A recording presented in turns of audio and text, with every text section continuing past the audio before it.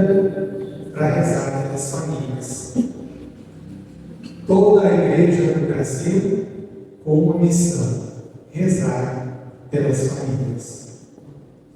E na noite de hoje nós tivemos aí na casa esse evangelho. Vocês da pastoral lembram, mas esse evangelho a gente usava muito nos encontros de noivo, antes de virar a catequese de noivo. Que é justamente, Padre, esse evangelho que fala da nossa vocação, a vocação matrimonial. Como o Padre disse, eu sou casado há 22 anos, minha esposa está aqui na noite de hoje. Então tem gente que não sabe do ministério diaconal e pensa, do padre casado, né? Mas eu não sou padre casado, eu sou diácono permanente. O padre também já foi diácono. A diferença é que ele é diácono transitório, que ele vai para o presbiterato. Eu sou casado, eu fico como diácono permanente. E o tema de hoje é sobre igreja doméstica. O que será que é viver a igreja doméstica? Nós sabemos que para a igreja doméstica existir, precisa existir uma coisa: a família.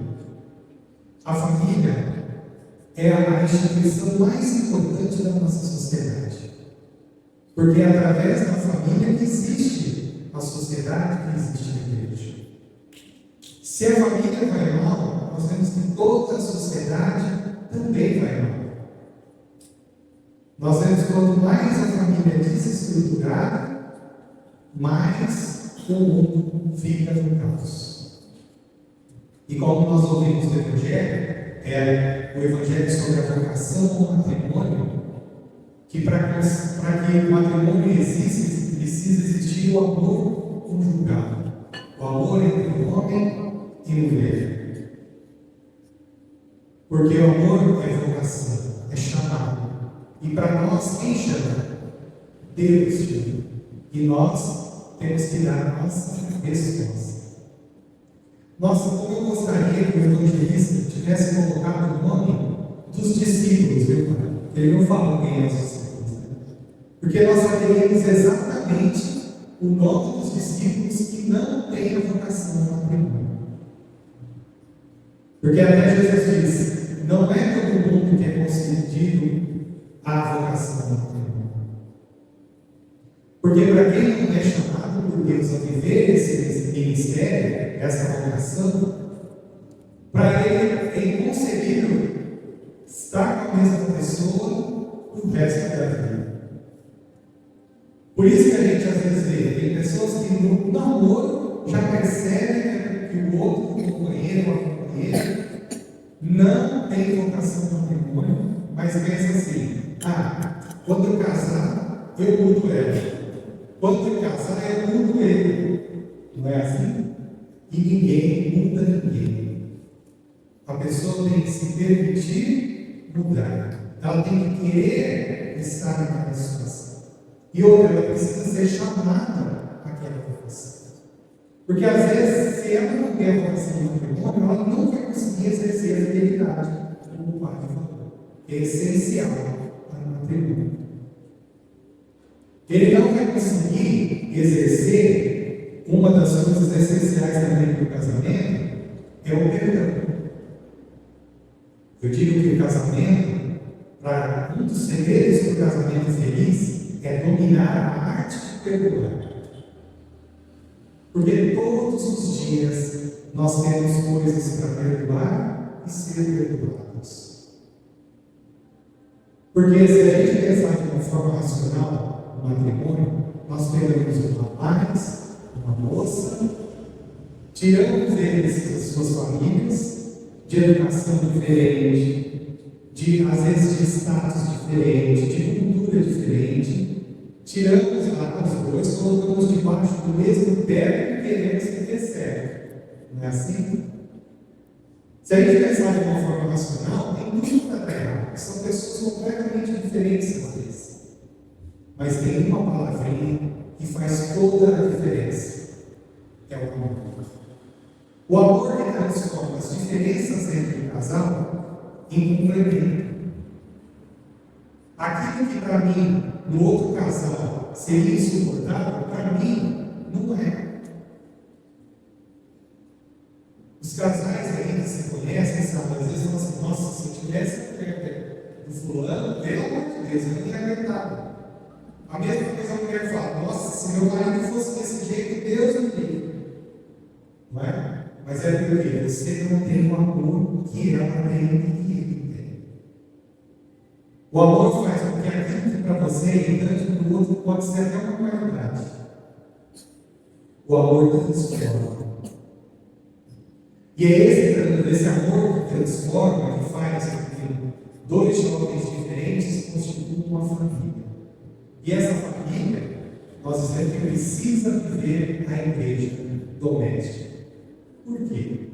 Porque é lá na família que nós temos o primeiro contato com a fé. É lá que a fé ela é contada, depois ela cresce e fortalece. É lá na família que nós exercemos o perdão. É lá na família que nós conhecemos Jesus Cristo.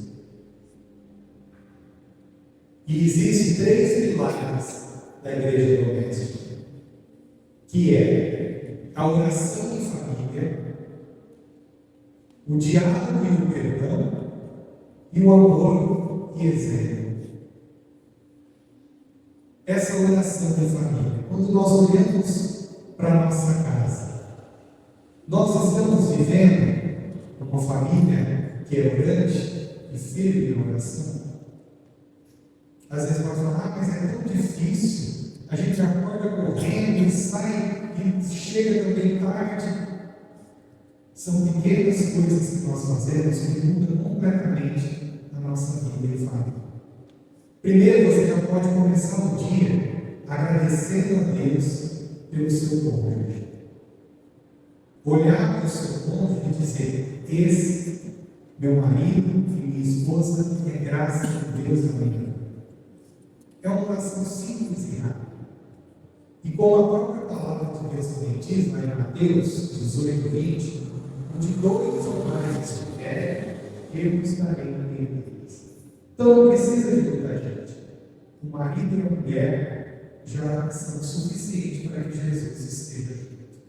Então os dois ali de manhã, entrega o dia com o outro, olha, que Deus te abençoe, que o dia seja maravilhoso. Que Deus possa nos trazer no dia de hoje muitas graças, muitas providências. É coisa tão rápida assim. E nisso você já muda a vida do teu cônjuge, que às vezes não acordou bem naquele dia. Oração você pode também fazer entre as refeições, agradecendo o alimento, agradecendo por ter uma casa, por ter um teto.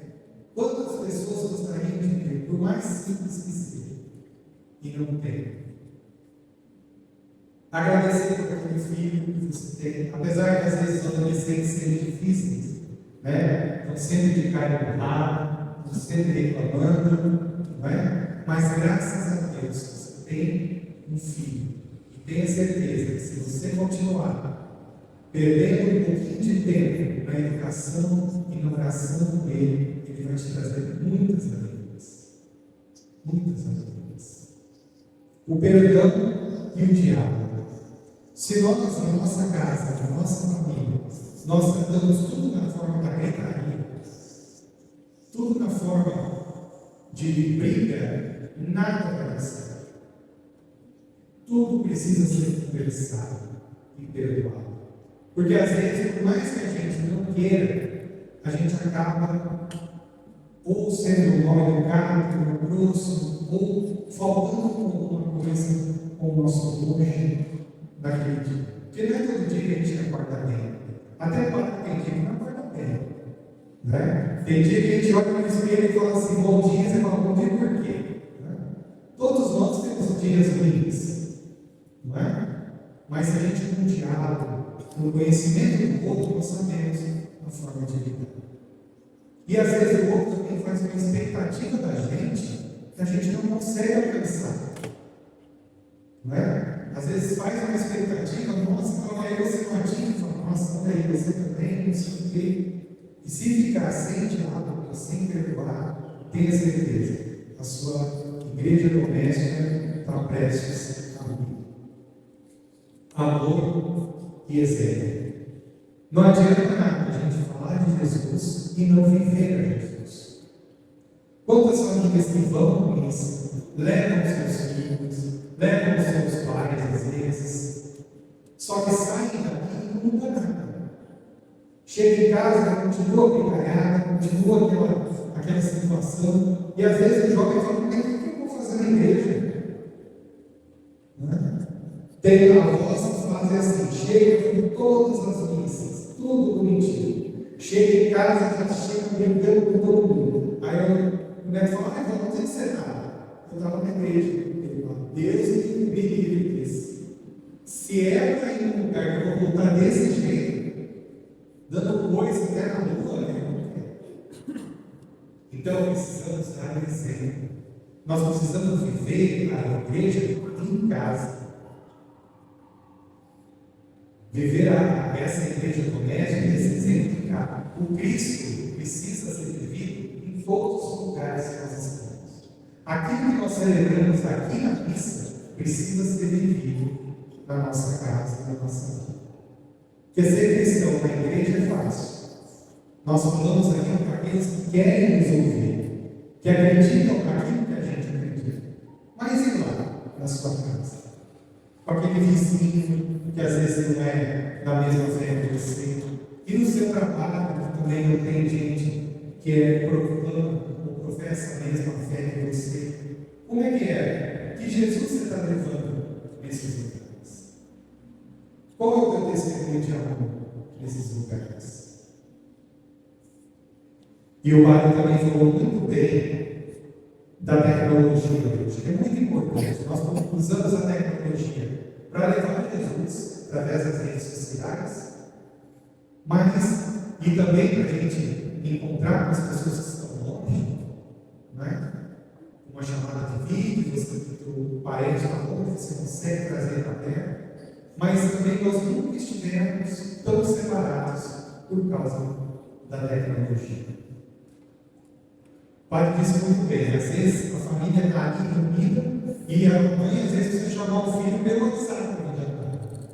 Ela manda uma mensagem: ó, já está pronto. E vai cada vez mais perdendo esses momentos que poderiam ser de oração, de partilha. Então, não deixe que o celular do seu filho fale mais sobre ele do que você. Porque senão depois você vai, um belo dia, olhar para aquela pessoa e falar: nossa, eu não reconheço o meu filho. Porque os momentos que você tinha, às vezes, para conhecer melhor, você deixou ele na tecnologia, às vezes para se livrar um pouco, para ter um pouco de paz. A gente vê muito isso com crianças, né? Aquelas pequenininhas que não param, não gritam, não pulam. O pai, às vezes, está com a paz, não vai dar o celular. Ou criança, às vezes, pequenininha, já dá um tablet na mão. Não é? Porque assim você tira o fato de ter que educar. Mas isso é inerente aos pais. Você não está aqui para ser amiguinho, para ser amiguinha do seu filho. Não, você está aqui para ser pai e ser mãe. Então faz parte também dizer não. Faz parte também dizer: agora é o momento disso. Guarda esse lugar. Esse momento é nosso, da família. E que também as famílias voltem a ter aquele dia da família.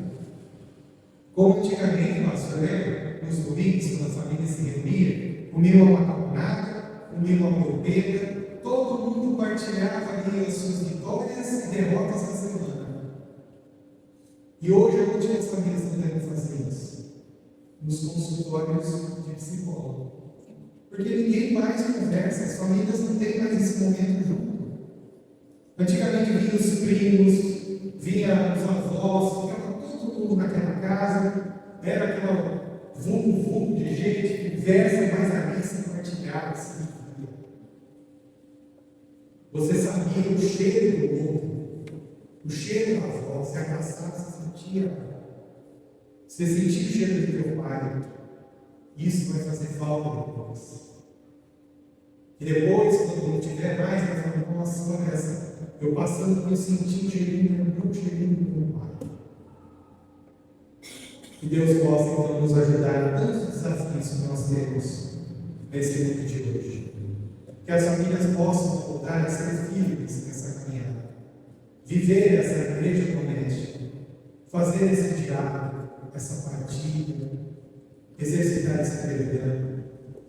Que Jesus possa realmente estar no nosso meio, em casa, no trabalho, em qualquer lugar que nós possamos estar. Louvado seja o Senhor Jesus Cristo.